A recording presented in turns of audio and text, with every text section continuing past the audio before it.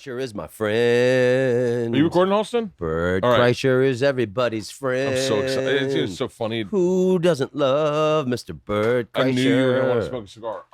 Here's what I have. I have so many fucking cigars. But more importantly, I have a sponsor who's a cigar. Oh, no. Really? Try this cigar so bad. Wow. I haven't tried it yet. What do you think? Ooh, those look nice. They're Wow. Escobar cigars. Wow. Smells good. I'm going to smoke one of those because... I'd love to try it. Should we try these? Yeah, Okay, absolutely. let's do that. Let's get our Pablos on. Plomo y plata. Mm-hmm. We need an ashtray. Halston, can you find an ashtray? I'll tell you what. I would love, as a sponsor of the podcast, I would love my own, roll, my own type of cigar. If they were like, let's build a cigar for you of what you like. Oh, there's a fucking joint in here. Jesus. Hey. What the fuck have I been doing? That's the Escobar cigar people throwing a joint every 10 boxes.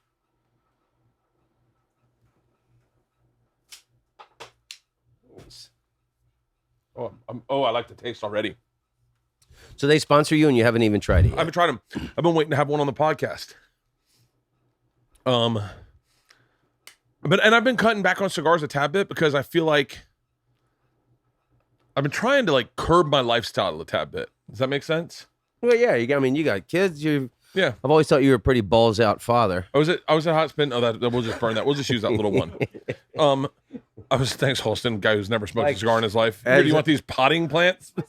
As your daughters get older, it's kind of hard to talk to them in high school about not going nuts when you go nuts all the time, or when people go, your dad's like the party animal. You know that, right? Right. And they're like, well, he's just my dad. And they're like, no. I've seen videos. Yeah, have you seen your dad? Your dad's like a fucking lunatic. And then they ask you questions. I remember the first time that came and bit me in the ass. The girls were like, did you rob a train in Russia? And I was like, oh yeah. I didn't know you guys would hear about that. I don't mind this cigar at all. Wow, and I'm a little bit of a cigar whore. Wouldn't it be cool if a cigar company was like, let's find your blend of what you like. It's nice. Did you start smoking cigars when we started? I'd say, yeah, in the last, you had a big sample bag full of cigars. And I think that might have been what really set off my cigar craze. And then hanging out with Bill Burr and Mark Maron, both of those guys puff stogies. Burr and I started a podcast, and it stopped because Burr booked a movie, and we're both way too busy to do it. Our schedules just don't work like that. But Burr and I started a podcast where we were going to smoke a cigar and sit and talk, have a cigar and talk. That's what you and I do whenever I'm on. We did one episode, and it was so fucking good. Both of us got done just smiling ear to ear. We smoked a big fucking long cigar, and I ended up drinking some Tito's. I think Bert had a glass of whiskey. These are nice. I feel like a South American landowner. Dude, I love cigars. And I'm very punitive with myself where I've said this a bunch lately, but I don't allow myself the things I want immediately. Like if I could live if they said, hey man, whatever you want to do, it's Doc Holliday years, right? Where there's no doctors. There's just, you live until you get shot. Every morning, cup of coffee and a cigar. Every fucking morning. One of my favorite feelings is a cup of coffee and cigar. Especially cafe con leche with a little sweetness, that condensed milk, the Cuban coffee, like a espresso and some condensed milk and a cigar, and then really slow roll your coffee so that it's little sips. There's no better feeling in my opinion. I like it. My father used to smoke cigars. For real? And I used to hate it. Hated the smell. Thought it was like an old guy thing. And then in the last year, I've really gotten into cigars. I grew a beard and I started wearing cardigans. And I thought, grow a beard. I thought I'm going to embrace my old age. And I thought it's interesting. The same year You're not old though. The same year I decided to embrace my old age was the same year my wife decided to stop embracing me.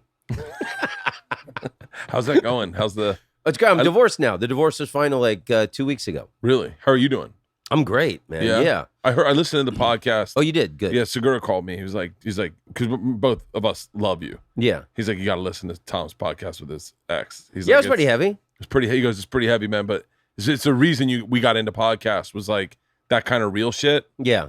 was fucking intense. A friend of mine back in Florida thought it was a little Hollywood for us to do that, to talk about our breakup on the thing. But, why not? And let everybody, all the cards are on the table. It was her idea. I didn't want to get divorced. I loved being married. Yeah. And there was no infidelity. There was no major crisis. And we just evenly divided the money.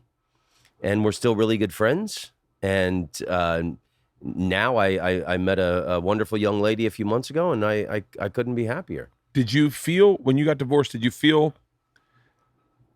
what, like, I talked to a buddy of mine, Todd Garner, is a movie producer, and I said, like, there's things I don't ever fantasize about getting divorced. I don't want to ever be divorced ever. I want to. Yeah, marry, I never wanted to get married because I never wanted to get divorced. Yeah, I love my wife and I want to be with her for the rest of my life. I'm being serious when I say that. But there's parts of divorce that I hear guys talk about that sound romantic, of like starting new, getting a new apartment, getting into like workout classes, or like it's almost like the garden days, the salad days of your life where this guy Todd was like, oh yeah, I went out, I got a place in Malibu. I was like, fuck it, I'm moving to the beach. I'm gonna move to the beach. I'm gonna live that life. I'm gonna buy a boat. And like talked about it. Well, the best thing is not having to ask permission to do anything or to run anything by anybody. Just being you by yourself. Yeah, like I was booked to do this comedy festival in Dublin, Ireland, 2 weeks ago, and I went to Paris for a week before, just because I love Paris and I wanted to eat nice things, and I wanted to shop, and it turned out I was there for the hottest day on record. It was 109 degrees. And I stayed in this friend's apartment right next to St. Sulpice Cathedral. And my whole life I've had this fantasy of whenever you're in a city on like a really blistering hot day to like jump into a fountain. Yeah. And there's this beautiful fountain at St. Sulpice. And I not only jumped in it, I climbed up on the top level. And it was fucking awesome. It was 109 degrees, and I was in there for like 30 minutes splashing around until the cops came and kicked me out. Really? It was awesome. I didn't have to ask anybody's permission to do shit. See, when I hear of you going to Paris or you going to Singapore or you going to Southeast Asia, it's so much more romantic than when I think of myself going. Because you go and you actually sit in a park and read a book and then, well, I read the books before I go. Really? And learn things, And then go and explore the culture? Well, yeah, but I always try and learn something before I go. Like I just did this 2-month tour of England. That's the way you do England. I want to do my next tour in England. I want to take my time with it and really make my way from each city. Like you rush it. Like I hope this trip.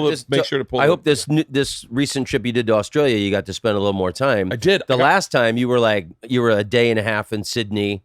Yeah, something like that. I literally spent less than 24 hours in most cities. I would just fly in, do the show, fly out the next morning. Fly in, do the show, fly out the next morning. I spent the majority of my time on planes. This trip I had like 4 days in Sydney, 4 days in Melbourne, like 3 days in Perth. It was really fucking awesome. I love Australia. I really love I think Australia. Perth is amazing. People in Perth talk, they don't think it's that great. I had a taxi driver in Perth when I said, what should I see in Perth? He said, the airport, go to Sydney. Can I tell you where I want to go next time in Australia? I think it's called Exmouth. What's that? It's up in the north. There's this guy, Bodie Moses, I think or Bodie Moss is I think his name. He's on Instagram, but he's like, the beach, the water looks like nothing I've ever seen in my entire life. It's just all he does is spearfish, ride around on his boat with his buddies and his hot chick. It's got to be Queensland. Queensland is like the Florida of Queensland's Australia. Terrifying though, right? Well, there's a lot of shit that'll kill you. Yeah, it's not Queensland. I think it's called Exmouth. I've talked about it a couple times. Let me see. Where have you traveled in Australia? Brisbane, Gold Coast, Byron Bay, Sydney, like 8 or 10 Byron times. Bay is like Byron Bay is beautiful. That is where all the greatest surfers in the world have come out of, correct? And that's on the Gold Coast. It's close to Gold Coast. It's not for like an hour, been a while since I drove. And then I've been to Melbourne and Perth and Canberra. Oh, I'd like to go there. Exmouth, Australia. Let's see what I got. Yeah, dude, look at this. Exmouth, Australia. Wow. That's where I want to go. Exmouth, Australia. And I would love to hook up with this guy, Brody. He looks like he really is like the kind of guy I wish I had a little bit more of that. Like he's a guy that has a beer, it looks like. And then he's like, I have a cold beer. All right, I'm done. Okay, I want to go spearfishing. I would love to be that guy. I would love to be the guy that could do. You got to see this movie I saw recently called Wake and Fright. What's that? It's an Australian movie from the 70s. And everybody's drinking and they're out of their minds. It's a really disturbing film. I just recently got to a place where I was like, I wish I could be the guy I was in high school where I'd have a couple beers and be good. I'm like, I'm good. I want to get a good night's sleep.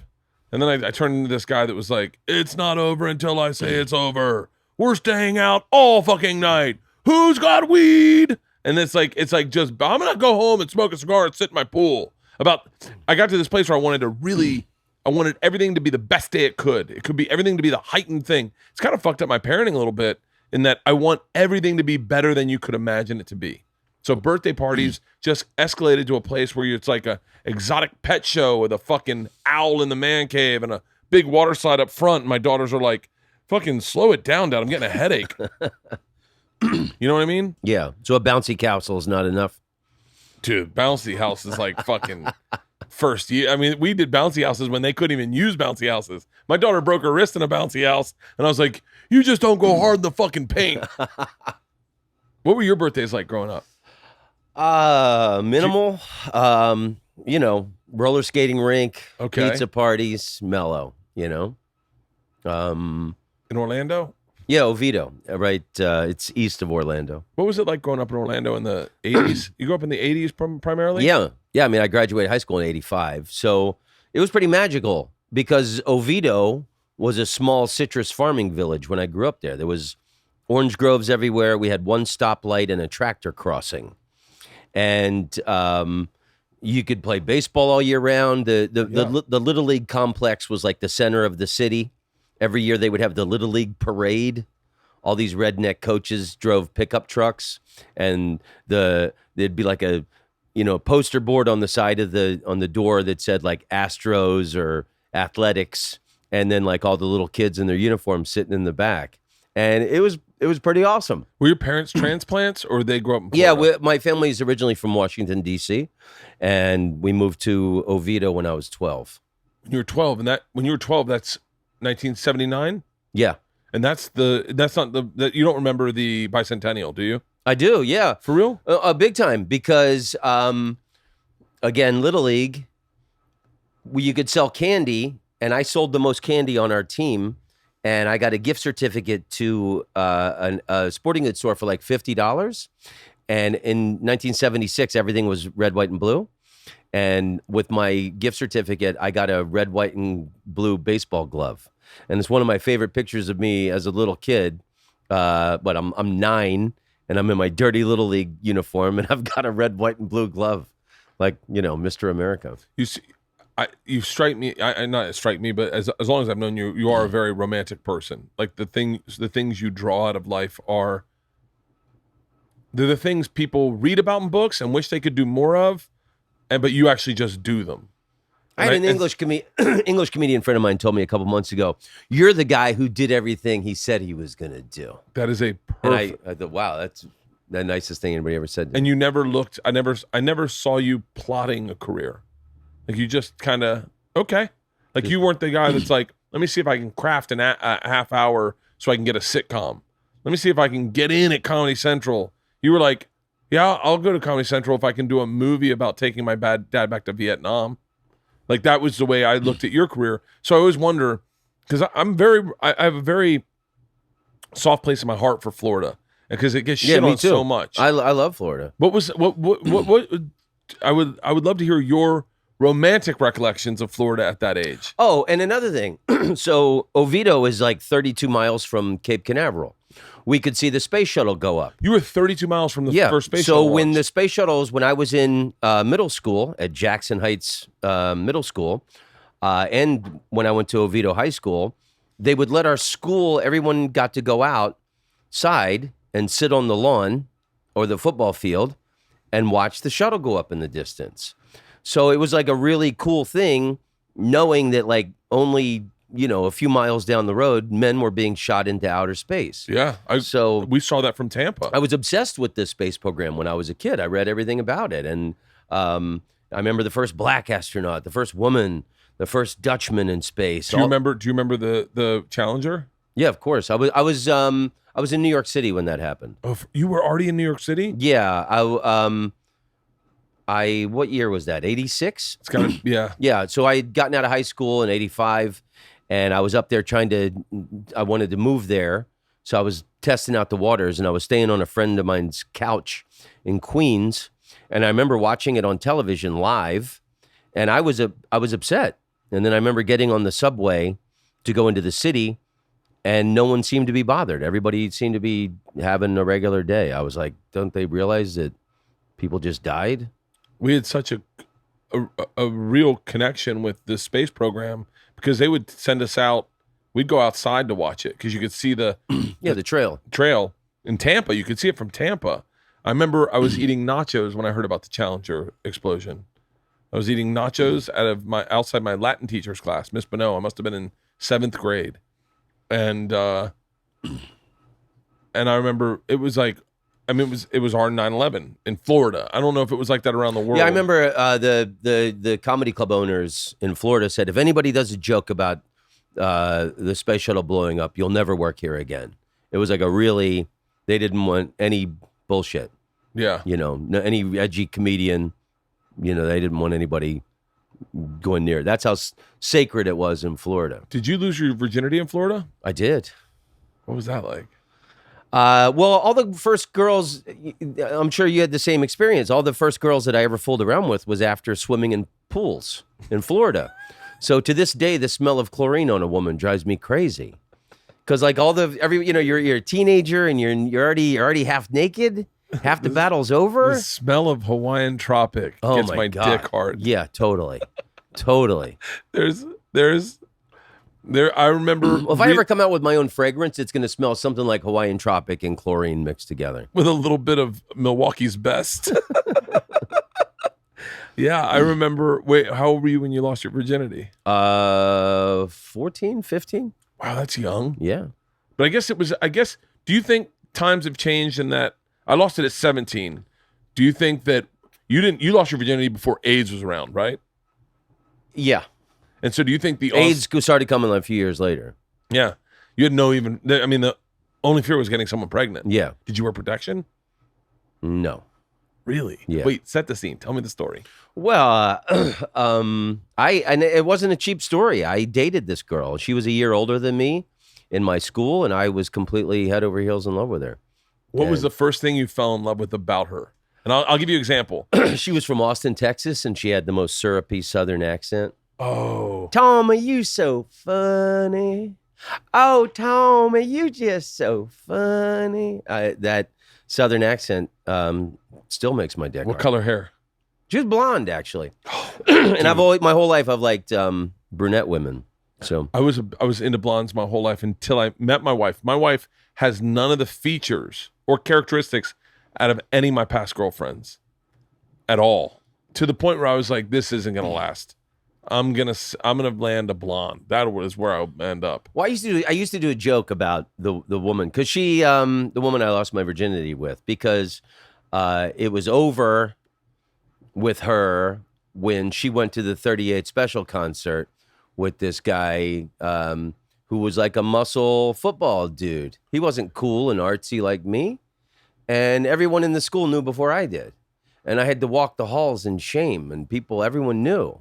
And for years, I couldn't hear a 38 Special song without feeling that 16-year-old heartbreak pain in my chest. Thank God they only had 2 hits. Wait, one of them was Hold on loosely and don't let go. If you cling too tight, girl, you're gonna lose control. I worked with a guy in Atlanta. His father is the lead singer. Do you know what I'm talking about? No. Jason, his His father was the lead singer of 38 Special, so I told him that story. Who? I forget his guy. I can't. A comic? He was a comic. I think he still does it locally in Atlanta, but he was the son of the lead singer, and I told him that story, and he said that on that song, "Hold On Loosely But Don't Let Go," that his father actually got that. He was watching the Dinah Shore daytime show. It was Donnie Van Zant? Wait, is that any close to any? No, that's I think Skinnerd. Was I think the you're thinking Van of Zant. Ronnie Van Zant. 38 Special? Was 38 Special related to Leonard Skinnerd? I don't know. Where are they from? Anyhow, Oh, just- Don Barnes. That's it. So he said that his dad got the idea for that song. He was watching the Dinah Shore daytime show, and there was some guest on, and she was asking him about, like, how did you keep your marriage together? And they said, well, the trick to being in a relationship is to hold on loosely but don't let go. And then he got it out of a talk show host's guest's mouth. I wish I could take all the bad analogies I used in television when I worked at Travel Channel and have a clip of them, because I would say stuff to kids. So this ride's kind of like a 38 Special. They had no idea what 38 Special was. You got to hold on loosely, you know? But don't let go. Yeah, and don't let go. And they'd be like, I have no idea what you're talking about. I remember trying to analogize that to a kid. It's like a snake. You got to hold on loosely. And my cameraman, Scott, goes, you actually hold a snake pretty tight. I was like, oh, yeah, I guess you're right. Yeah, I don't know what I was thinking about. But think how much more painful my life would have been had she gone to like a Rolling Stones concert, you know? Thank God. So thank God it was 38 Special. Did you cry? I did, yeah. I was really upset. Well, my mother and I, in Oviedo, there's a lake called Lake Charm, and it's in the neighborhood where I grew up. And I always said there wasn't a problem in the world that couldn't be solved without walking around Lake Charm with my mom. And when this girl dumped me, I had to walk around that lake with my mom like hundreds of times. I was really upset. Really? I'm not cute anymore. I'll never be loved again. Long hair at the time? No, I played baseball. I You didn't had have short high hair. school. I didn't have long hair until, early 20s. Really? What position do you play in baseball? Center field, baby. Had Yeah. great legs. Could cover the distance. Still got them. Yeah. And another great thing about growing up in Florida was we had spring training. And my Hell yeah. father would take me out of school. It was a really cool thing my dad did. Your dad was military, right? Yeah, he flew helicopters in Vietnam. I'd get a note in class saying I had a dentist appointment or a doctor's appointment.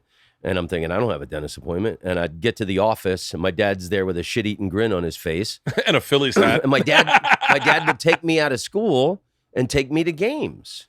And there was one time, I remember the Astros played in Daytona Beach, and the Yamamori Giants, the Tokyo Giants, were playing the Astros. My dad took me over there because Sadahara O was the manager of the Giants, and he was the Babe Ruth of the Japanese League.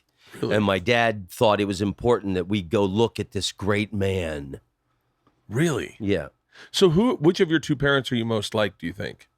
It's a combination of the two. My mom is really sweet and thoughtful. She does a lot for people. So I get that from her. And then my dad was just really funny. And my dad was a wild man, too. Was he? Yeah. Big partier. And Do you think it was PTSD? Nah. Really? Nah. My dad was a badass, No, he wasn't. No, he wasn't like traumatized. He came back from the war and was like, time. Was he one of those guys that could just shut it off and be like, time to live my life? I'm done with that portion of it. Yeah, I mean, and he was, my dad survived. My dad's buried in Arlington National Cemetery. Really? And you got to be a hero to get in there now. It's full. So my dad flew helicopters, and after my dad was killed by a drunk driver in 2009, and I knew the story, but I found the letters from the Army saying what happened. There were all these guys stuck on the ground, getting surrounded by the Viet Cong, getting slaughtered, and his helicopter made 3 attempts to get in and land to get them, but it took so much heavy fire he had to pull up and circle around, and on the 4th attempt he gets down, and it's like 20 guys. and it's life or death. And they all jump on the helicopter, and he's lifting up, and the helicopter took so much heavy fire, it nosedived straight down into the ground. And everyone on the helicopter died except for him and his co-pilot, who was knocked unconscious. And my dad had to unhook his safety harness and dragged him across a field under heavy fire. And then they had to wait there for like an hour or two until a helicopter could come and get them out. So my dad got like 5 medals for this one incident. And, you know, he was a decorated war hero. Wow. So, I mean, his feelings were like, those Vietnam veterans weren't welcomed back home. So whenever he would meet another veteran, he would always say, "Welcome home, brother." Stuff like that. And my dad, every year, he was in the Vietnam Veterans Helicopter Pilots Association that had a meeting every 4th of July week somewhere around the country. So he was really involved in the veterans affairs. Where did your dad grow up? D.C., Washington, D.C. You grew up in D.C.? Yeah. I was born in D.C. All my siblings were born in D.C. Drafted or joined? My father joined. Yeah, they called him Methuselah. He was 29 when he joined. So he was like the oldest dude there. Did he know how to fly helicopters before? Or did he learn there? They just needed lots of pilots. And he said flight school, he said, was the most difficult thing he did in his life because it was so hard. Because you got to work, you're working with your 2 feet and your 2 hands. So you're doing like 4 things at once. He said, so it was really difficult. You got to get Bert to take you up in a helicopter. Yeah, I'd love it. Because Bert's obsessed with flying helicopters. That's really interesting. You know, you could do a whole podcast on comedians talking about their fathers. Because there's so much of our relationships with our fathers define us as entertainers, I believe. Yeah. You ever have jokes about your dad in your act? Always, yeah, tons. Like what? Like give me because I didn't start writing about my dad until this last special because I was very uncomfortable with our relationship. My dad loves me, but he's always been a tad bit tougher on me than anyone else because I think he just thought that's how you raise a man, which is, I mean, like I cursed at my daughter the other day because she got on a fucking city bus in Pasadena, lost her phone, just got on a city bus, figured that's how I'll get home. And I was like, no, that's not, you can call me, I'll fucking come get you, and kind of fucking cursed at her. And my dad's like, wait, your kid can't take cursing? And I was like, no, well, Leanne got upset because I cursed, and he was like, that's how I fucking raised you. I mean, it's just definitely like how you raise a man was like, how did your dad raise a man? Do you remember parenting? Yeah, I mean, it's a lot to go into, but I had 2 older brothers, and my father raised them differently. He was really tough on them, and he was physical with them. And then me and my little sister were really close, and my dad would always tell us that by the time you guys rolled around, I had parenting figured out. So my father was very tough on them, and they're both assholes. And me and my sister, never had any doubt that our father loved us. And so you don't spend much time with your brothers? They've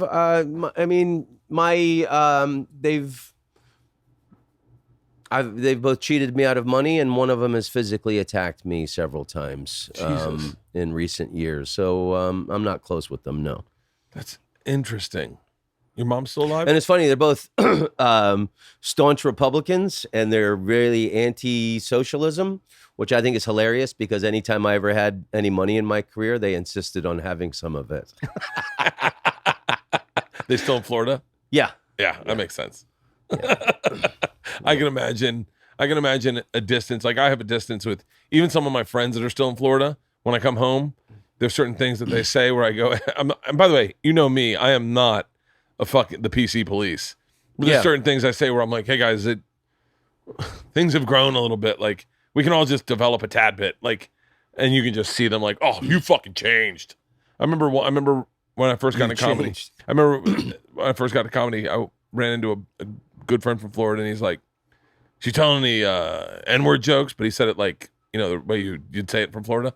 By the way, I grew up, I can say whatever the fuck, I'm from Florida. And he said, and I was like, I definitely don't do that. And he was like, oh, you should though. Cause I think that's what this world needs. I was like, no, I don't think an old stereotype, like I'll do racial humor, of course, but it's not like aimed it to hurt somebody and like isolate the crowd. Hey, white people, you're like this. They're sitting over like, but there's, Florida's an interesting fucking place. What do you think? Yeah, it's an interesting place. I mean, like my brothers have both borrowed large sums of money they never paid back, and I've done things for them my whole life. And I finally figured out after being violently attacked when my brother was punching me in the chest, yelling, "You voted for Obama. Obama's ruining this country," that they don't see me as their brother. They see me as some political ideology, which I'm not. I don't belong to any party, and it's very strange. Well, you're probably one of the most heartfelt guys I know. Like, just, this sounds silly, but like, you remind me of a cage fighter. Cage fighters are very heartfelt guys. They don't say what they don't mean. They say what they mean. Even if it's, their cage fighters are very comfortable telling you that you hurt their feelings. And I'm not that way. Like, I'm definitely, if you hurt my feelings, you'll never know about it until you find out I talked behind your back. Like, you'll be like, wait, I heard you don't like me. I was like, oh, that wasn't meant for you. I've had the exact opposite experience with you. Like the first time we met in Amsterdam, you were just like, Jesus Christ, Tom Rhodes, you're from Florida. Dude, do you remember when we met? If I like someone. I love that about you. Yeah. There's certain things I would hate to be on the other side of it. It's super simple. If you raise your voice at me and treat me, I talked to Rogan about this. I think I'm the same way. If you have my loyalty, it's you've got my loyalty. 100 fucking percent. I think I'm a great ally to have. I'm an awesome fucking ally. There is a thing that clicks in my head. It just happened the other day. Hopefully I'm not getting too close to the flame where I can talk about it. No one respects the flame like the fool who is badly burned. I've been burned a lot. It's Pete Townsend. Pete Townsend. I was hoping for Tolstoy. Was that Slit Skirts? If you raise your voice at me, I talked to Rogan about this because I was having an issue with it, and Joe was like, "What is it? Get to the base of it." And Mark Norman said it to me. If I feel like someone thinks I'm weak, if they feel like they've sized me up inaccurately, and they can take certain liberties with me, like raise their voice at me or threaten me or get in my face, I don't like confrontation, so I will avoid that, but I will then write you off forever in my head. Like if you steal a joke from me, I silently write you off in my head forever. And then I just go, probably not going to bring it up to you. You probably won't hear it from me. You'll just think for the rest of your life, you'll think Bert is weak. What you won't know is I'll be defaming your character behind your back to all the important people that you would want to like you. They'll know another side of you. The side you showed me, I'll make sure everyone gets to see. That's a really accurate statement of how I fucking deal with conflict. It is so fucking unhealthy, by the way. Yeah. Like I remember one time I said something on a podcast about you. You called me not angry. You called me very compassionate. You said, "Hey man, you said something on a podcast and it kind of hurt my feelings. I just want you to know that." And I was like, "Okay, I won't bring it up. I'm not going to bring it up. I'll tell you off air." But okay. and I was like, "I'm sorry, man. I really didn't mean that." And you're like, I know you didn't mean it. I just want you to know that I heard it. And I just felt like it just hurt my feelings. And I was like, I'm really sorry, man. I didn't mean it like that. And you're like, "No, I understand that. I just want you to know that that's how I felt." And I was like, God, I wish I had more of that. Like cage fighters will tell you. Cage fighters are the fucking best at it. They'll be like, "Hey man, I heard you say something about me and it kind of bothered me. I just want you to know that." And you'll be like, "Oh, okay." I think they deal with such actual conflict in real life. Yeah. That something like that for them is not noticed. They don't even know they're doing it. Ari's like that. Like if you say something that hurts Ari's feelings, he'll approach you and go, "Hey, I just want you to know that bothered me, just so you know." Like he told me, I've talked about this on the last podcast a little bit. He told me a secret one time. I know it's the way I don't think about life. I don't think about things ever. I'm going so fast forward. I think sometimes I don't think about other people or how things I say affect them. I don't mean it bad, and I think people can tell that. He told me a secret. Within 15 minutes, I told 2 people. And by the way, I told them in front of him. But I wasn't thinking. I was like, "Oh my God, guess what?" And Ari was like, "That was a secret." And I go, "Yeah, but I figured if you told me, you were going to tell them." And he was like, "No, that's why I said to you, it's a secret. We don't tell anyone. I wasn't going to tell anyone that." And I went, "Oh, but I figured they'd know." And he was like, "No, that's why I prefaced with, don't tell anyone." And I was like, "Oh, I didn't understand that." He was like, "How do you not understand what a secret means?" And I was like, I guess you needed to be more clear. But like, so it's the one thing I think about you. So it's like when a lot of people go like, people say like, oh, anyone that does Bert wrong must be a bad person. I say the same thing about you. Anyone who does you wrong must not be a good person. I think that's a pretty accurate assessment. Yeah. Yeah. I mean, I think I know it's the Mutual Admiration Society, but I think you're a really quality human being. And if somebody crosses you, they got to be a turd. It's and funny. I think it's really difficult to get on my bad side. It's not. I think you really need to make an effort. I think you have to be a broken person to get on my bad side, like a legit. And I think, by the way, I think that side of you will show up to everyone at some point. And that's why part of me goes, I protect my friends. I'll tell my friends who the fuck this person is in real life. But yeah, I don't know. My dad didn't like conflict. My dad dad liked conflict. Yeah. No, my dad was a fighter, and like very often in public he would get in people's faces. And for real? Yeah, and then he wasn't afraid to throw down, But he was a fucking war hero. I mean, I imagine when you've seen that kind of once again, I think it goes with you when you've seen conflict like that where people are shooting at you, someone saying something and raising your voice, you go, yeah, I have lines, and that's well on my side of what I find it acceptable to now smack you in the face. Correct? I mean, it's got to be. Yeah. Oh, yeah. More or less. More or less. Yeah. When you left Florida and moved to New York, what was that culture shock like for you? Well, I wasn't ready. I moved to New York when I was 20, and I couldn't get on at the good clubs. And you already started doing stand up in Orlando? I started at 17 in Orlando. What was the club there? What is now Bonkers originally was called the Funny Farm when I started there. And then about 6 months after I started, they changed the name to the Copa Banana. Still to this day, one of the worst names for a comedy club ever. Were you touring at 17 in Florida? No. Well, my senior year, I started doing one-nighters around Florida. So I do Tampa. Remember, there was a gig I did once in Miami, and I drove back and it was my mom's car I drove down there in, and she was waiting in the driveway when I pulled up in the morning. She had to go to work, and I just got back in time, So I started doing the road when I was 18, when I got out of high school. I would drive anywhere for $150. What was the place? Oklahoma City was one of the first places I ever was booked, and I drove halfway across the United States to MC for $150. And I'll never forget driving into Oklahoma City thinking to myself, I'm in show business. You could have thought I was doing the Tonight Show or SNL. Yeah. That's how I felt. So when I moved to New York when I was 20, 1987, I could only afford to live in Washington Heights as crack came to the neighborhood. So where I lived, there'd perfectly timed. There'd Tom. be gunshots. Perfectly timed. Yeah, totally. There was gunshots in the neighborhood at night, and on Cabrini Boulevard, there'd be burning, smoldering cars. In the morning, people would steal cars in Lower Manhattan and drive them up there and just set them on fire. And I was terrified, and I was broke, and it was probably one of the worst years of my life. And I always swore if I ever had any money, I'd live in New York City with style. So when my sitcom ended, I had a truckload of money, and I moved back to New York, and I got a Rockstar apartment in the Wall Street area. How fucking... So wait, how old were you when you moved back out of Florida, out of Miami, or out of New York? I was there for a year, so I moved back to Florida at 21 and licked my wounds for a year. But came back a little bit stronger. A little stronger, yeah. And that was a pretty great year because I lived with some friends who there was a couple of band members in a house on Little Lake Fairview in Winter Park, and we just smoked pot. What was the band? It was called The Fifth Column. They went through a couple of different names. We would water ski every day on this lake, and then I liked the way the band marketed themselves. Bands did it, so I made a stencil out of then I started growing my hair when I moved back from New York. Yeah.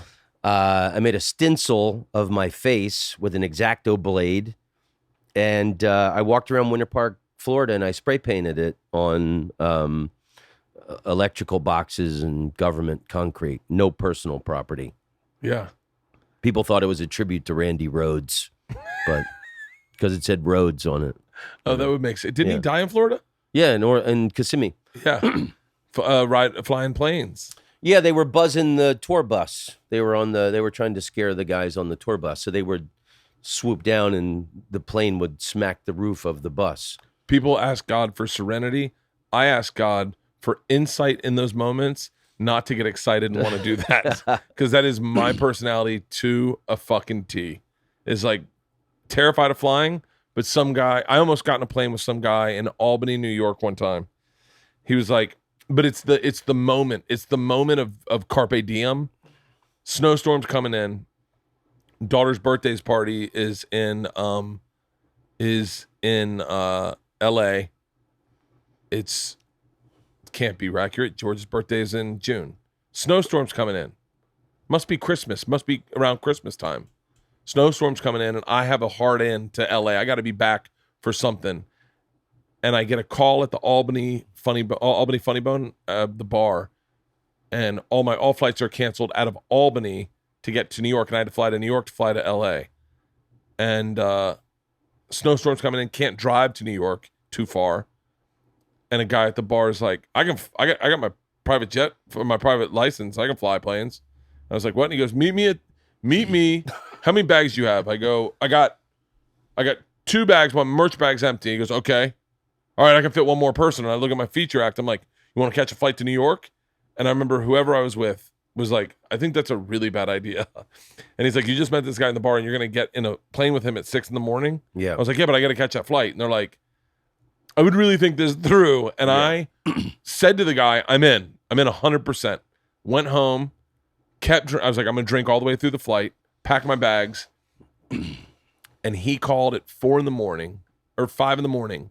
and said, hey, I think it's a bad idea for us to fly. So I've reached out to a friend who works at the airport and they can get you on a JetBlue flight into LaGuardia and you can take a bus to JFK and catch your flight. I was like, really? And he's like, yeah. It's all set up. Just, you're taking care of it. This is at the airport. And so I went, the guy got me on a fucking jail. And I was like, that guy saved my life. Probably I would have definitely gotten in a fight with that guy. Gotten into a flight with that guy and fucking probably been drinking and been like, you can have a little sip. I just need the fucking insight to not do that shit. How many times do you think you've almost died? A lot. Almost drowned in Thailand. I've been in some pretty sticky situations. And the almost drowning in Thailand story is on my new album. Oh, wait. So, good plug. It is. It's an epic story. So is that the one? Are we talking about scuba diving? Yeah. You told me that story on the podcast last time. Yeah, I told you. Yeah. It's one of the best stories I've ever heard. That's on the new album? That's on the new album. The new album's called Around the World, Tom Rhodes Around the World. It's at tomrhodes.net, RHODES. Yeah, and it's on iTunes, it's on Amazon. When I did Ari Shafir's podcast in April, I sold so many copies on iTunes, it made it on the Billboard Top 10 Comedy Album charts. So let's rally, Bert Kreischer fans. The album is 3 hours long. It's 40 tracks, and I recorded it in 24 cities around the world. It starts in Paris, and it ends in Jerusalem. And it's all mostly jokes and stories about each place. So this album is the product of me doing the international circuits for 20 years. And it took me, I had this idea 2 years ago, and so it kind of cost me my marriage to be away from home this often. Do you think this is in part the special? Partly because I was gone so much. Yeah. But so funny, every time I thought she was just traveling with you. A year ago, she decided she didn't want to travel anymore. Really? So that we just kind of grew apart. But I think it's the best thing I've ever done. And that story is one of the best stories I've ever heard. Anyone who heard it last time, it's a great you have a great ability to tell a story because you tell it almost like a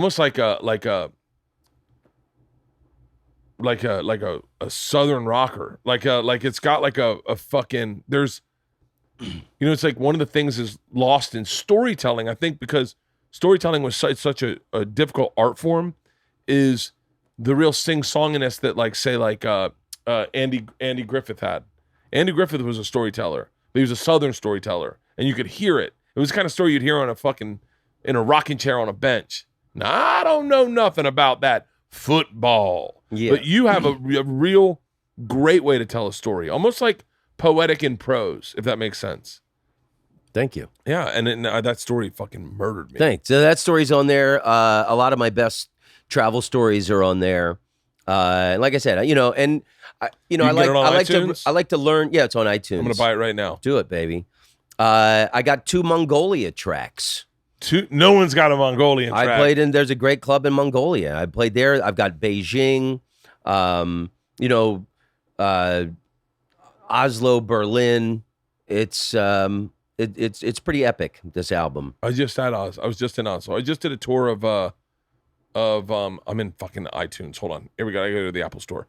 I just did a tour through Scandinavia. First tour in Scandinavia. I went to a place called what's the name of the fucking Oslo's incredible. There's a great comedy scene there too. I love the Norwegian comedians. I loved all of Scandinavia. I didn't have one bad show. I really enjoyed it. We went to a place called Christiania in Copenhagen. Yeah. Or there's a club there I played like 20 years ago, the Comedy Zoo. I played there twice. And Christiana's Tom Rhodes Around the World albums, $15.99 purchased. 3 hours long, baby. Yeah, a friend of mine. That's like, you know what that is? That's an affordable podcast.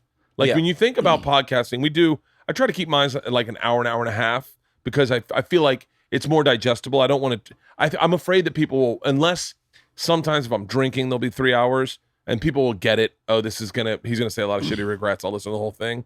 But I feel like I don't want to monopolize your time. There's so many great podcasts out there that I'm going to try to cram in all my good thoughts into an hour and a half.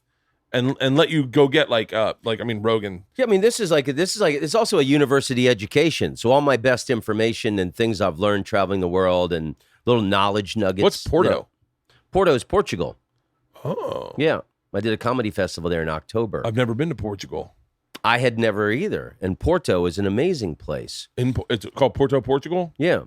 Where is it? Is it by the ocean? I would imagine. Yeah, well, it's in the north. Then there's a river, and it's where the name Portugal comes from.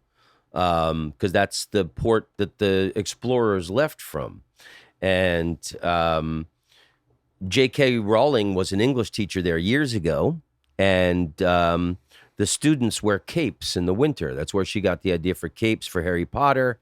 And there's a bookstore that has this magnificent wooden staircase that was inspired Hogwarts. It's a really interesting place. And the food is like Spanish tapas, a lot of little small dishes.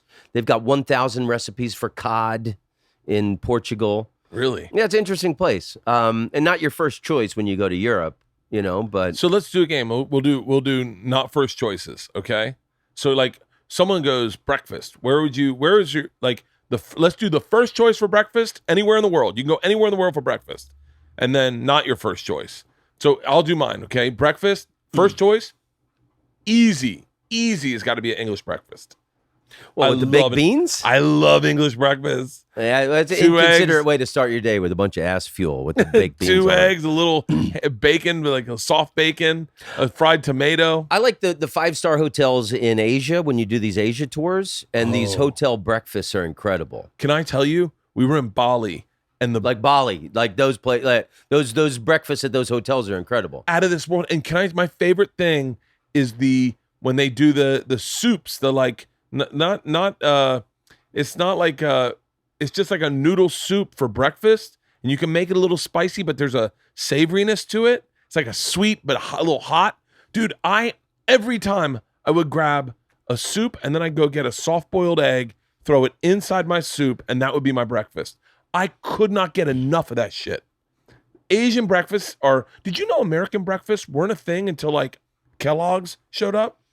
Yeah, that was a big health craze when the cereal started because they thought bacon and eggs was a really unhealthy way to eat. So Kellogg's and those places, they all had health spas. So people would go there and exercise and eat cereal. That was that was a revolutionary diet change at the time. He did it, and Kellogg didn't want to sell it to the general public. It was part of his regiment to his people. Post cereals, didn't have any money, failed businessman, comes in, goes to the spa. He's working at the spa to pay for his time at the spa. It's like a sanitarium, place to get your head right. Has the breakfast cereal, leaves, and then just steals the recipe from Kellogg's brother, who was the guy, and creates grape nuts and takes off the cereal boom. Post is such a cunt, he won't let his brother sell the cereal live. Sanitarium burns down. And before it does, on accident, they had stale dough out for the cereal, and he tried to save it. So they pressed it, and it turned into flakes. He changes recipe, turns into cornflakes. Cornflakes takes the fucking game. By the way, thank you, History Channel. I just learned. Me and my daughter watched that yesterday. We're fascinated by it. And then Isla looks at me and goes, "I want a bowl of cereal." I go, "Me too." I haven't had cereal forever. It was fucking awesome. I always get excited when I meet people from Michigan because, you would save the cereal box tops and mail them to Michigan, and then Battle Creek. Then they'd send you toys in the mail. Yeah, a little glow in the dark bike reflector or whatever. Dude, I remember as a kid, and then this has got to be an art form that isn't around anymore. But cereal for me was a bowl of cereal and the box in front of me, and just reading the box, like reading whatever cartoons they had on the box or whatever ads they had on the box or the prize that was cereal for me. Yeah. It's like taking a shit and reading the paper. No one does that anymore. It's like your phone. I love cereal. Okay, so your first choice is Asia for breakfast. For breakfast. Okay. What's your not so recognizable? Berlin in Germany. Like you go to hotels there, and it's like cold cuts and lunch meats and a hard-boiled egg. Oh, yeah. I'm sure like maybe there's some fancy hotels that I missed, but Hawaiian breakfast for me. I love breakfast in Hawaii because it's always like tons of amazing fruits. Pineapples are out of this fucking world, and the pancakes, they have the coconut milk, the coconut syrup. Yeah. Oh, nice. I want to go to Hawaii before this month's over. I haven't been to Hawaii in a long time. Yeah, but Hawaii is passé for you. I mean, the places you. I still love Hawaii. Hawaii is amazing. Okay, favorite beach town, and then not so number one beach town, and then not so recognizable. Like I bet you didn't see that coming. Beach town. Okay.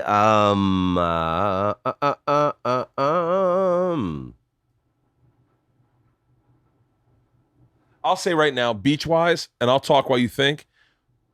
Hawaii, no one holds a candle to Hawaii, in my opinion. For beaches, I think you're right. Hawaii is just Hawaii's. If I could get a sponsorship from the tourism of Hawaii, I would spend every podcast talking about Hawaii for 5 minutes. It's my favorite place on the planet. Number one, the reason I love Hawaii, and I discovered this working for Travel Channel, because with Travel Channel, I've been to Hawaii maybe 10 times. And by the way, I got blessed enough to meet the biggest names of surfing. Like I've gotten lucky enough to be pushed into those communities, people from descendants of royalty, amazing chefs. Hawaii's set up, the business plan in Hawaii is set up so that you have such a good time, you come back. Everyone wants you to have such a great time that you come back because that's their economy. Yeah. And so you never leave Hawaii. I've never left Hawaii once going, fuck that place. Yeah. Every time I left, I go, why are we leaving? Can't wait to get back. I don't want to go get on this fucking plane. I've never once taken a morning flight out of Hawaii. I always take that nighttime flight going, you know what, let's spend the day at the beach. Yeah. I love Hawaii so fucking much. And even that Waikiki beach in Honolulu. I love Waikiki Beach. That's one of the nicest beaches in the world, and that's like a city beach. They say that's like a public beach. It's an amazing beach. A gorgeous beach. You can go surf on Waikiki. You can take those the outrigger. That's where surfing was invented by the Hawaiian Kings on Waikiki Beach. On Waikiki Beach. And the shopping's amazing around Waikiki Beach. Great stand-up club with the Blue Note. Oh, I've never. The Blue Note in Hawaii. One of my favorite shows I've ever done. It's going there now? Oh, I think it's the Blue Note. Hey, type in Bert Kreischer, the Blue Note, Hawaii, Waikiki. I brought my family down.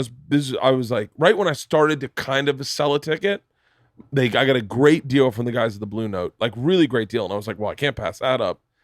Sell the tickets at a show. I was like, oh, now I'm taking the family down, right? We stay in Waikiki, which at a place where you could swim with dolphins, which I'm not a fan of. I know that I mean, this is a joke, but I feel like it's a lot like going to a strip club. You don't feel like those dolphins are like strippers are on their there for their own will. They're just kind of like, the guy's like, ladies, we got customers. And then the dolphins come out like with that fake smile.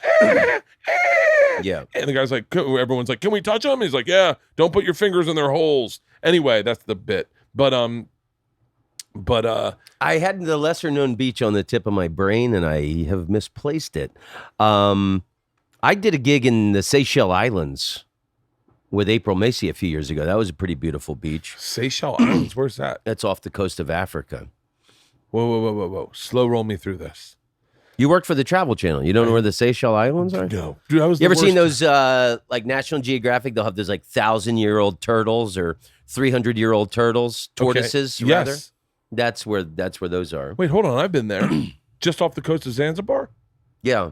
I've been there. I think it's in, but it's off the coast of Africa. We went off the coast of Africa and saw, like, I think it was a 300-year-old tortoise. Like, there was a bunch of them on this fucking thing. It was like a tortoise sanctuary. And then we walked around the island, and then we jumped off a cliff. We jumped off a cliff into the water, and our guide was like, I'll go first, tell you how shallow it is, because we couldn't tell. He jumped in and was like, okay, it's pretty shallow, but it's not that bad. So my cameraman, John Mans, jumps in and goes, he's wrong. It's really bad. Do not jump in. I had just had Shane Moss on my podcast, who broke both his heels jumping off a cliff. Yeah. I just had him on my podcast. He shattered both his heels. And I go, well, let me try. Jesus. Wow. And so I jump in and I hit both my heels, and the pain is through the fucking roof. It is the most pain I've ever felt. And I'm like, and my buddy John Mans goes, you just had a guy who broke his heels jumping off well, how stupid are you? So, and then there was no way up. So we had to swim around the island to get to our boat. It was like a fucking solid, like fucking half a mile swim to our boat around an island. Thailand's got amazing beaches. Never been to Thailand. I'd love to go to Thailand. You've never been to Thailand? I would love to go to Thailand. Only Vietnam. And the beaches in Vietnam. I love Vietnam. I love Vietnam. The beaches in Thailand are amazing. Malaysia's got really nice beaches. They're what's considered the Hawaii of Malaysia is an island called Langkawi. And I took a boat there from Penang. Pull up Langkawi. Langkawi is pretty awesome. And Malaysia is a Muslim country, so you see Muslim women with covering, and then European women with strings hanging in their ass and their titties hanging out. All right, women. What was the lesser beach? The lesser of the two. One of my favorite beaches in the world is the beach that I grew up going to, New Smyrna Beach. New Smyrna Beach Yeah. is one of my favorite beaches in the fucking world. All of my earliest sexual activities happened on that beach also. I had so many sexual activities in New Smyrna. We would take girls after prom or homecoming. That's where you would drive your date. And you could drive onto the beach. Drive onto the beach, park. You still can. And I mean, that's still one of my favorite beaches in the world. There is nothing better than pulling your car onto the beach and having all your goods at your car. I've seen many a car caught in the surf. Yeah, it was always like some kid. It was always some rich kid in his dad's car. He would wander off for the day and leave his car, and then the tide comes in, and then the car is submerged. Shark attack capital of the world, New Smyrna Beach. Got bumped in the leg by a shark when I was a kid.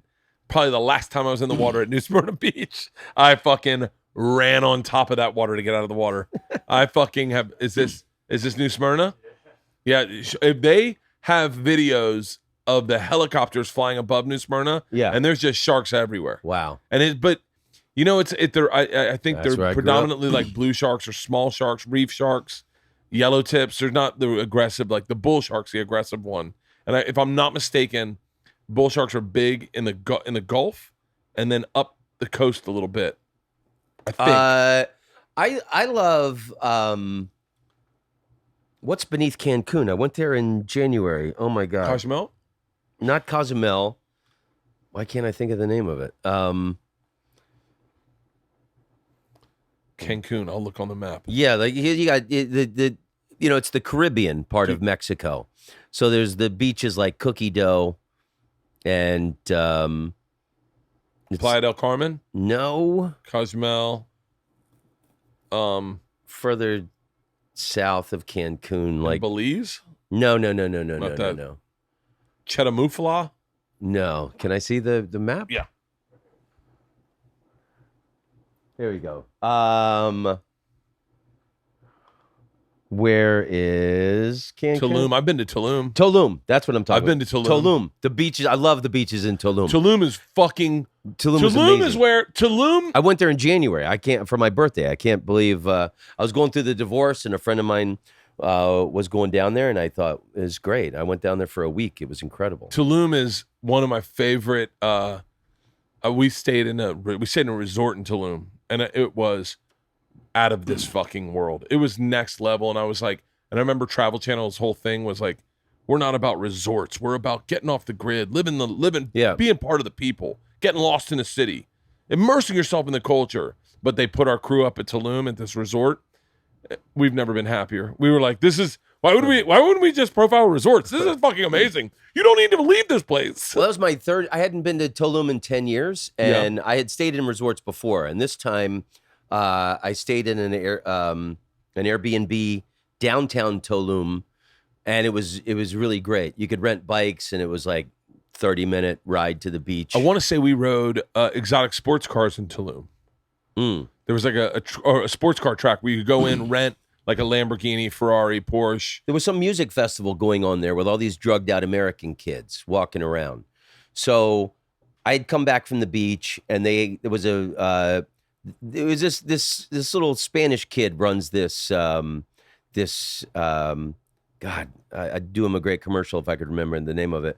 But he got us free massages, and then after I got massaged, I wanted to go walk into the town and get something to eat. And so I'm sober now, I don't drink. And the police cars are Ford F-150 pickup trucks. And this police pickup truck pulled up the grill right up to my chest as I'm walking into the town, trying to intimidate me.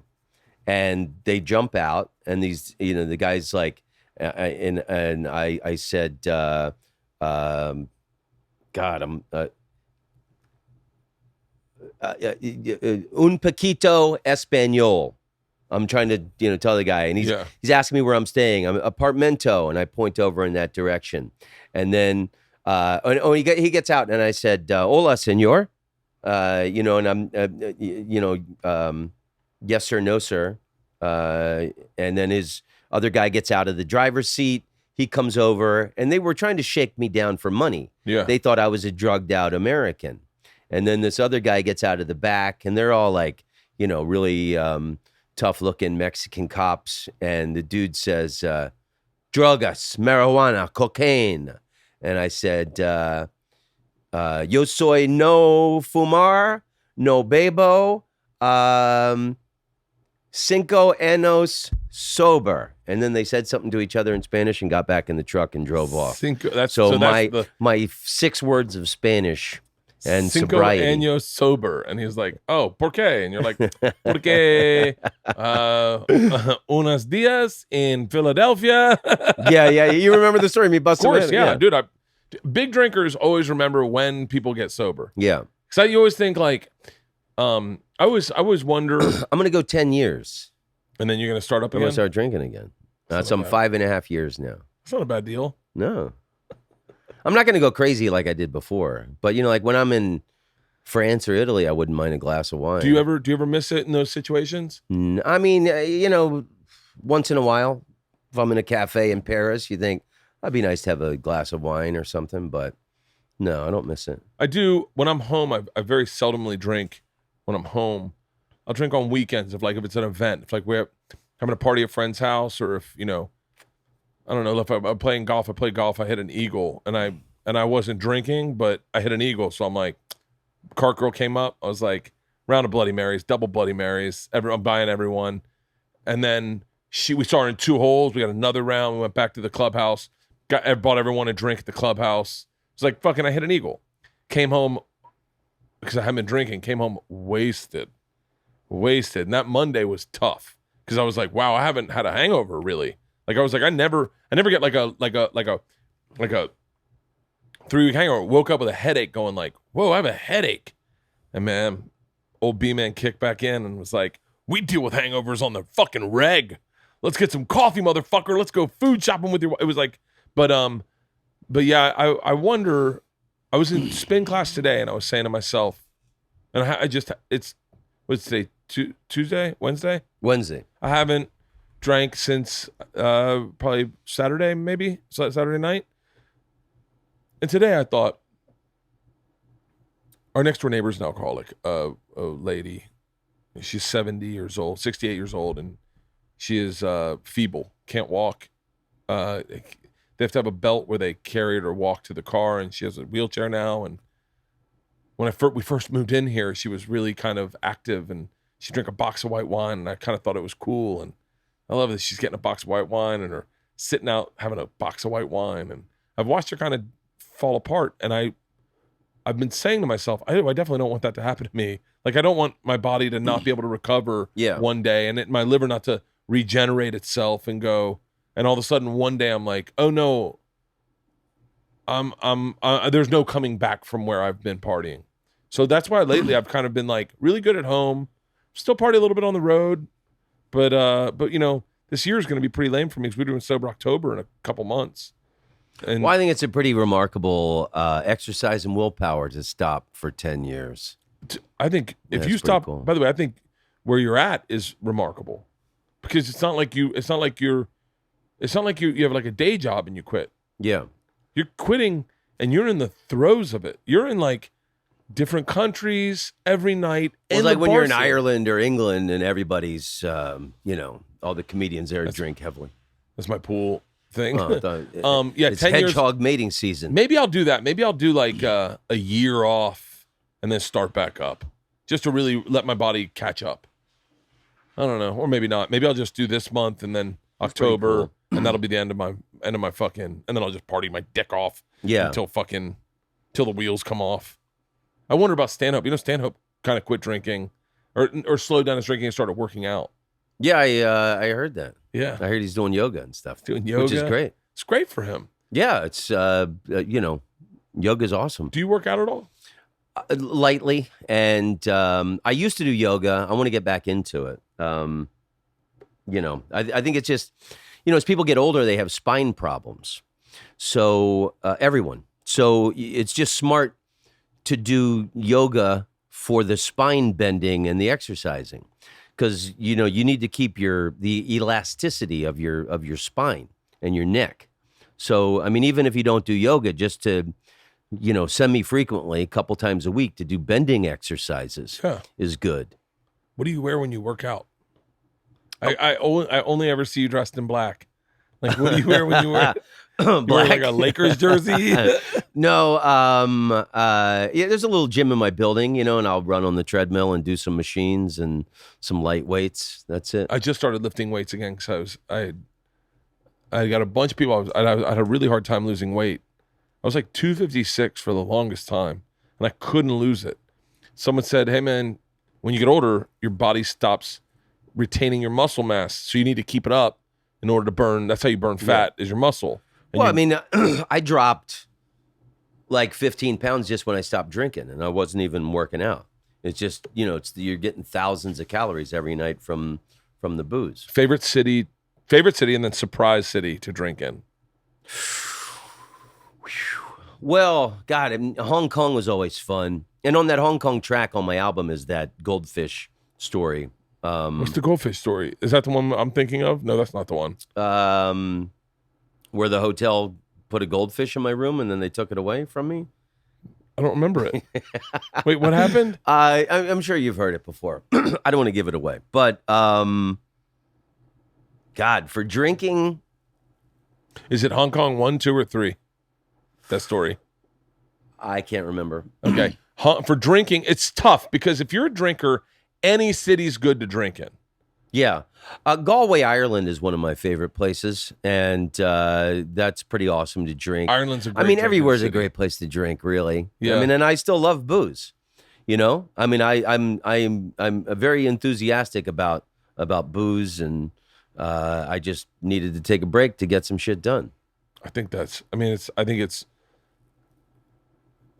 like beyond admirable. It's like, I think a lot of people look at you and they go, oh, that's kind of, I think I know for a fact I've been like, oh, that's the kind of guy I am. When I decide to take a break, I'll take a break. And then no, like just going, you know what? I'm taking a break. And then maybe I'll stop for 10 years and I'll go, I'm back in, baby. I'm coming back with a margarita. What do you think your first drink will be? It's going to be Veuve Clicquot champagne.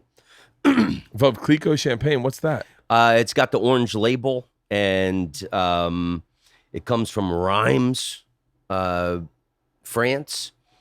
It's the history of it is really interesting. The woman, Veuve means widow in French. Yeah. So it's the widow Clicquot. This woman started the champagne house with her husband.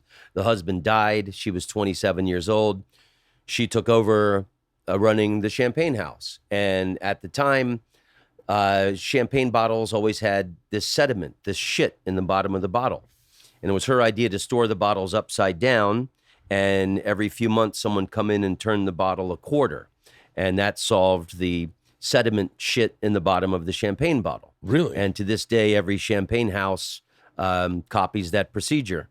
And it's what the women on Absolutely Fabulous drank, and it's got an orange label, and it's like $45 a bottle. Dom Perignon is $100 a bottle, and it's not better. It's just the name. I've had Cristal before, and I got to be honest with you, and I think it's probably the name that did it. I really loved it. I've never had Cristal. I had Cristal once on our 20th anniversary. What's that, like $300 a bottle? It was pretty expensive. It was a gift. Someone sent it to us for a deal or something. Wow. But I think, do you ever think about parallel lives? Like say someone came in and said, "Hey, I'm gonna Tom, I'm a huge fan of your comedy. As a matter of fact, I don't want you to stop doing comedy, but I'd like you to come into my business, maybe help me run my business. I'm going to give it to you. It's worth $15 million. I know money's not important to you, but it's worth $15 million. So you don't have to worry about money. You can keep doing stand-up as much as you want, but I want you to also run this side business." You ever think like that? Because I'm thinking Vineyard for me in a fucking heartbeat. I would love to be able to run a vineyard in like the south of France, or I'd love it. I love wine, and I know a lot about wine because I lived with a woman from Paris for 7 years in San Francisco, and she taught me all about wine. And then living in Northern California, so and that's the one thing I miss. And when I start drinking again, like I know the history of champagne. What's the history of champagne? I just told you about the Oh, Widow yeah. Clicquot. Oh, I was like, And Dom Perignon is credited with discovering champagne, but there's a myth that when he first drank champagne, he said, "I am drinking the stars." That's propaganda started by the Dom Perignon company. Apparently, the story was he thought the bubbles were. He spent most of his life trying to remove the bubbles from champagne, from this history of wine that I read years ago. Really? Yeah. I would love to run a vineyard. I would love to run a vineyard that does comedy Saturday nights. That's a great idea. And just that's my business. I do believe I can be healthy by drinking one bottle of wine a night. I know from my body, if I have one bottle of wine, and I mean, probably one bottle in a glass, but like one bottle of wine, I can get up and do anything. I'm not hungover in the slightest. I feel fine. Well, it's always, it's after 2 glasses of wine, you get that happy, warm feeling in your cheeks, and that's perfection. And then you have the 3rd or 4th glass, and then it disappears. Yeah, and then if you could just stay at that 2.5 glass of wine, that's the perfect feeling. My problem is one bottle of wine, right? Well, it always starts at dinner. Bottle of wine with dinner, me and my wife. She has a glass, I have a glass. Cooking, I kill that glass. 2nd glass at dinner. And I'm like, fuck yeah. Go back. I take the last glass. And then I'm like, I'll open one more bottle. We'll sit and watch a little TV. And then there's always a certain point at like 10:30, 11 o'clock where I'm like, God damn it. I only have one more glass in this bottle. One more bottle of wine. I look at those guys with jobs like that, like running a vineyard. And I go, that would be a cool fucking life. You know? I agree. What would you rather have? A cigar company, a company that makes cigars, or a vineyard? A vineyard, definitely. What about a restaurant or a vineyard? I don't know. Depends where it is. I mean, if we're talking south of France, I'm a huge Francophile. So really, yeah, I would to run a vineyard in France. I mean, what do I know about vineyards? Why don't I just do comedy on Saturday? That's what my dad goes, be a fucking hedgehog, buddy. Do your one thing and do it all the time. Yeah. Don't spread yourself thin. You got lucky you can do comedy. Well, okay. Yeah, I'm writing a book. Are you serious? I finished the first draft, and it's kind of the companion piece to go along with the album. So every chapter is the same. It's the same as the album track listing. It's the 24 cities around the world. So I've got my personal story with each city, my jokes about each city, and knowledge nuggets about each city. So I'm going through it now. The end of August is my personal deadline, and then I'm going to submit it for publication. So that's my value is my world knowledge and my experience traveling the world, and my jokes about trying to educate people. So where would you move? Where would you move for 1 year if you couldn't live in the States? Where would you move for 1 year? I love Paris. You'd live in Paris? I think Paris is okay. amazing. Now that's the number one. Where's the not so obvious choice? Antwerp.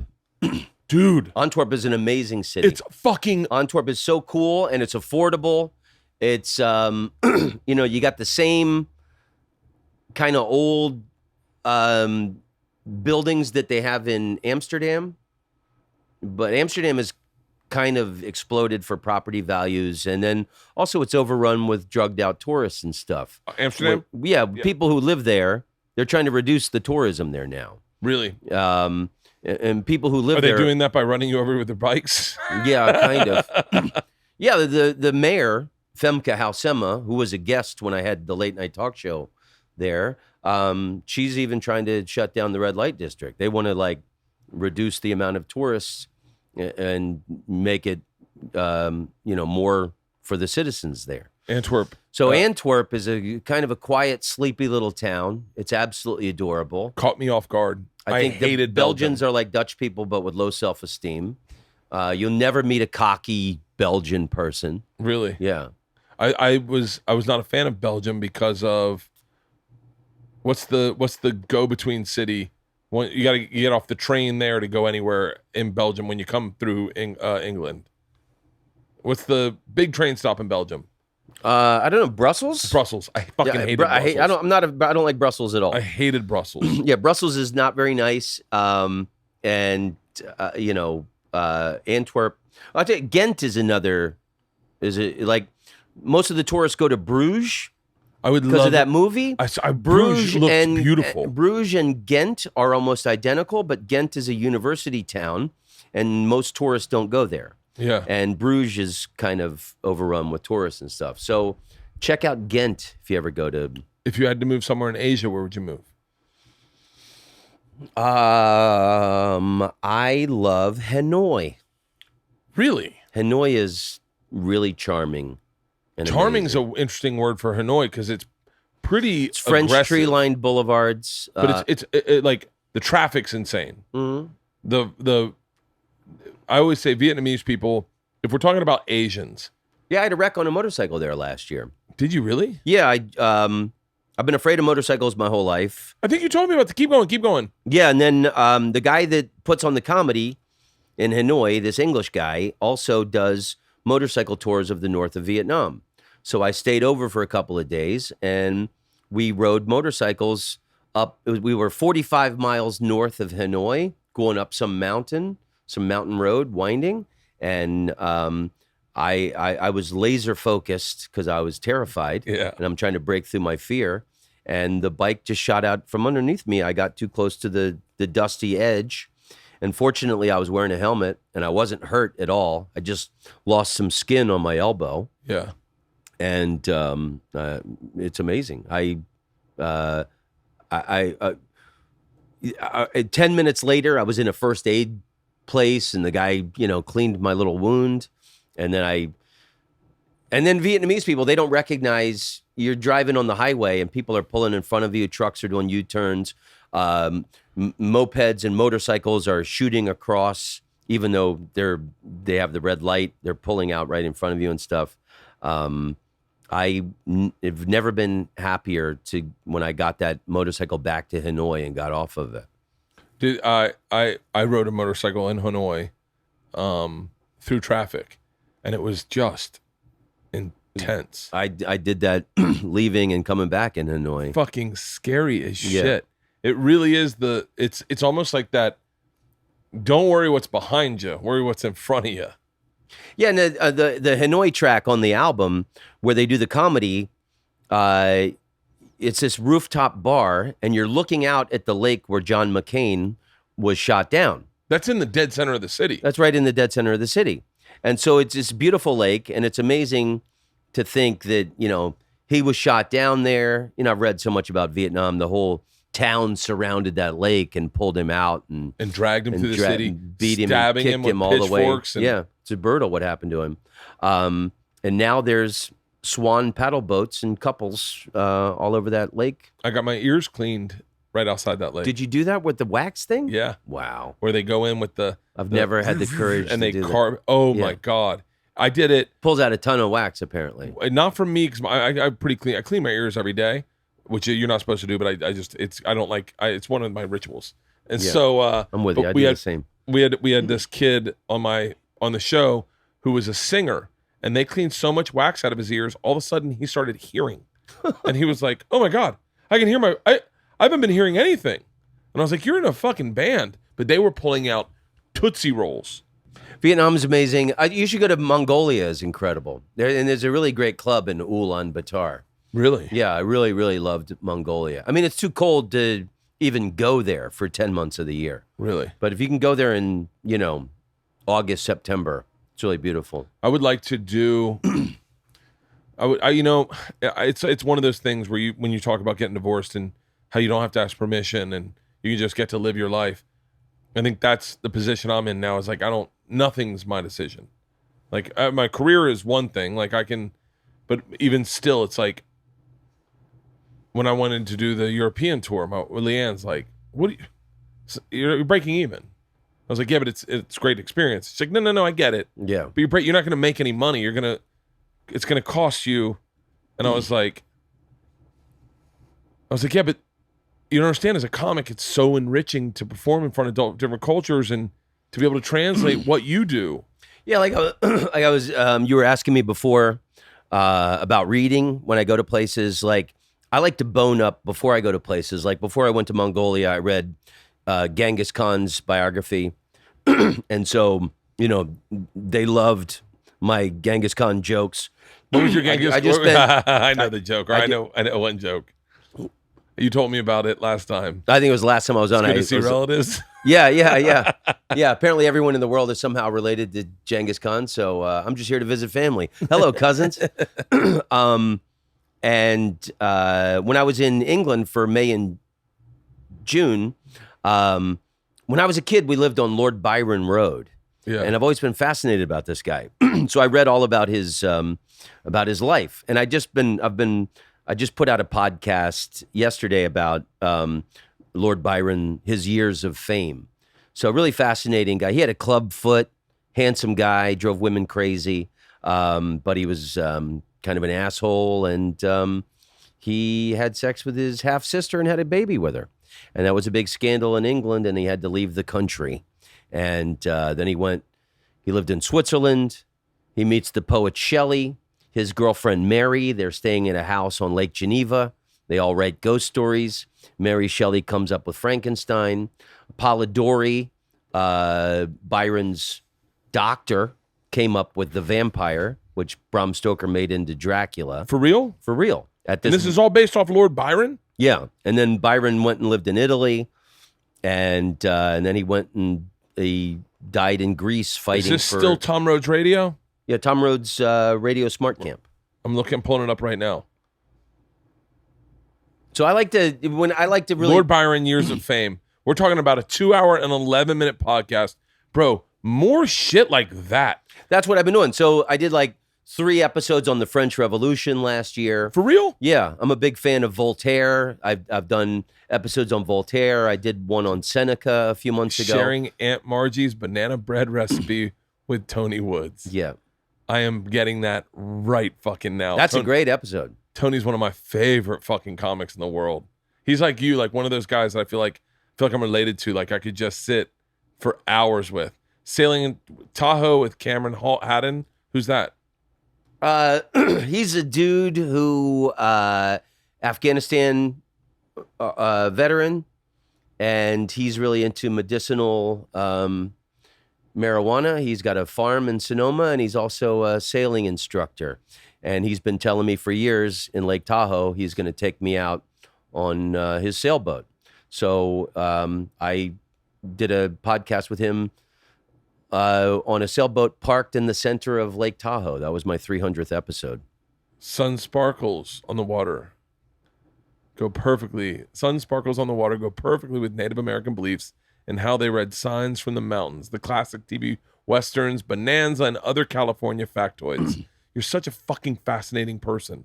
So I want to talk about your podcast for a little bit. Yeah, because your podcast was one of the first ones I ever heard. When podcasting, you've been doing podcasts. Where's my cigar sponsorship? I know these are delicious, by the way. Oh, I know they're fucking awesome. Yeah. I'll give you a couple to take on the road. I'd love it. Yeah, thank you. They're wonderful. Yeah, and let Escobar Cigars know that you're enjoying them, and maybe they'll send you a box. Cool. I would love that. Escobar, hit up Tom Rhodes' podcast. Your podcast would be great for this cigar because you're a cigar guy, but more importantly, is how you've been doing a podcast for on and off for about 10 years. Yeah, I started in 2009. Yeah. And then my dude, the guy who got me into it, who was helping me, he went to jail. So then I had to take a break for like 6 months, and then I had to pull them all down and then relaunch it in 2010. So I think online it looks like it started in 2010, but I actually started in 2009. You did one with one of my favorite podcasts ever. Is it up there with you and Stanhope? That's episode number 1. That's my favorite podcast. That's my favorite podcast ever. Yeah, it's episode 1. I've talked about it ad nauseum, but if you haven't, I just lost it. Hang on. If you haven't, go to Tom Rhodes Radio Smart Camp. You're on episode 301 right now. But episode 1 is so fucking great. You've got from 2018, Merry Christmas from Jerusalem. Yeah. Gangster Rap with Joe DeRosa. How come I've never been on your podcast? Have you not been on my podcast? No, I've never been on your podcast. I would like you to be on my podcast. I would love to do that. I'm here all month. Well, why don't you come over? Why don't you come over next week and we'll record one? I'd love to have you. I would love to do that. Yeah, Let's that'd be great. schedule it through Andrew. I would love to do that. Yeah, because your podcast. I'm home. I'm finally home for a stretch. I'm home for gone for a while, too. And I'm in Omaha at the Funny Bone at the end of the month. I'm at the Comedy Underground in Seattle, I think in September. Great club. I'm doing Acme in Minneapolis in Great November. Club. The Atlanta Punchline in November. Fucking great. Where's that at now? Is that like a? It's in that Buckhead Diner thing. Yeah. How is it? It's okay. Jamie still run it? Yeah. Yeah. Great room. I mean, I miss the old room, but the old room is next level. But it's still the same staff, and Atlanta is like my comedy home. Atlanta was for us Southern kids. That was our New York. That was our New York. Yeah, and like I remember the Atlanta Punchline was the first like A room I ever got in with. Yeah. So I emceed there for years, and then I middled there for years. Did they ever represent you? What was no. What was but his they were name? one of the first. Jamie. No, what was Jamie's partner's names? He represented Billy Gardell. Chris DePetto. Chris DePetto. Yeah. No, he never represented me. But they were also one of the first clubs to headline me before I had TV credits. So I grew up at the Atlanta Punchline. I got offered to do coke with John Rocker there. I've done coke with John Rocker there.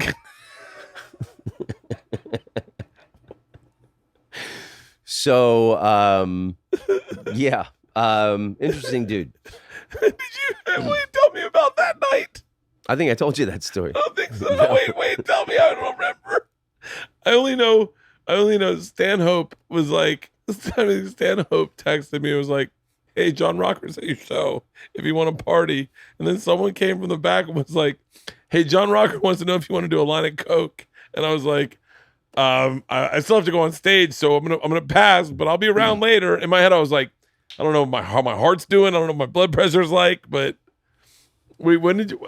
I feel like I remember this story. What happened? It was a while ago. That was a while ago. You know, decent guy. I mean, you know, Did you talk baseball with him? of course. Yeah, of course. Did you I love talk- baseball. Did you talk travel with him? No. He didn't know anything about Genghis Khan. No.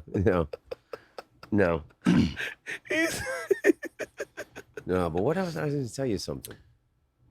You did a podcast with one of the most fucking fascinating, ungettable guys on a podcast. What was it? Hardcore. What was the guy from Kim.com. Kim.com? Yeah. He was Whatever in happened- New Zealand. Whatever happened? Tell everyone about. I think he's still in New Zealand, but he got into a bunch of trouble for the megaupload.com. People were trading free movies and stuff. But the guy had millions. And he's like half Finnish, half German, like 7'4". Really interesting guy. He looks like a Bond villain, but he loves comedy. And I was in New Zealand doing the New Zealand Comedy Festival. And I was like on the NPR of New Zealand. And they said, what's the one thing you want to do while you're in New Zealand? And I said, I know it sounds silly, but I'd love to interview Kim.com for my podcast. And somebody who works for him was listening. And then the next thing you know, I was at his mansion. And then this was 6 months after the FBI and the New Zealand Army had raided his house. So he really had a lot to say about what he thought he was being persecuted by the American government. I listened to that. Is that still up on your podcast? Yeah, of course. Your podcast is under the radar, in my opinion. I think so too. I don't have enough listeners. I don't have any commercials, and I don't have any sponsorship. And some of my favorite episodes, like I was just in England again, and I got to do, I think it was my 4th episode with John Cooper Clarke. Who's John Cooper? John Cooper Clarke is an English punk rock poet. Excuse me. He started out opening for the Clash and the Sex Pistols, doing poetry, getting spit on. And he had a heroin problem for years. Now he's clean. He's like 68, 69 now, but a really beautiful, great friend of mine. Yeah. And he did his very first North American tour a few years ago, and he asked me to open for him. He's like a cult hero in England. Really? And in the English school books, his poetry is taught as an example of modern poetry. And the band, the Arctic Monkeys, made one of his poems into a song. It's called I Want to Be Yours. And then on the climactic scene of the climactic episode at the end of the season 5 of The Sopranos, they used one of his recordings. Really? And I think that kind of launched his renaissance. But really cool dude. So Nice. I think I've had a lot of great people on my podcast, and like I'm doing a lot of educational ones, things that I'm into, Voltaire and the French Revolution, and You're one of the guys that if I say you're a comic undersells what you are, in my opinion, because you're one of the guys. It's like Rogan. When you say Rogan's a comic, that is his stamp. That is a badge you've earned that no one can take away from you. But yeah, but Rogan's a Renaissance man, and Hardcore. He's always spent his life, trying to expand his brain and his knowledge and his understanding of complex issues and scientific, things that are happening. I mean, Yeah. I love anybody who's like that. Same with you, Stanhope, Rogan, your class, your group of guys that all kind of started at the same time, all have this more of a global view of you guys are more than comics. Like Stanhope's a comic, yeah, but I would argue right now, author probably just as much. I mean, his books are fucking amazing. And it's his sense of humor, but his sense of humor is just so much more than a chuckle hut, if that makes sense, right? Yeah. And you're the same way. Your podcast is it's always been a staple of mine. One of my favorite things to go to when you're on a plane, you're like, oh shit, I'll scroll through. What do we got? Oh shit, Joe DeRosa. Oh shit. And so I hope people find it through here, and hopefully Escobar will give you a sponsorship. And then I'll be the guy that can bring over a box of cigars and be like, hey, we got you a sponsor. That'd be great. I don't think they pay much, but it's a lot of money in cigars. Wow, I like cigars. These are delicious. These are fantastic. It's been a perfect podcast, man. We're Yeah, down to the nub. The last time I was here, I smoked 2. This one has lasted the whole time. This is a great, and I've been puffing on this. This is a boy. great podcast cigar. Yeah. Because it's like it's not big enough where I feel like my day's ruined for where I'm like, all right, now I'm going to have a beer. I'm going to take a nap. I feel like, oh, I can still go on a hike. Like I can go on a hike with the girls at 5. My daughter broke her cell phone today. Oh. First day of school. Oh, no. Yeah. It's an omen. I was like, no, it's not an omen. You're clumsy. But dude, this it's cool. Like Instagram, I can know what's happening in your life with your family. And almost too much. Yesterday, your dog couldn't lift his leg. Oh, that's what the great thing about Instagram is. Like, I know what's happening with you. I do that. I'll do that to people. Will be like, say something and go, "Hey, man, tell me about and they're like, "Wait, how do you know that?" And I'm like, "Oh, like I said something about Sebastian not being able to make a burger," and he was like, "Huh?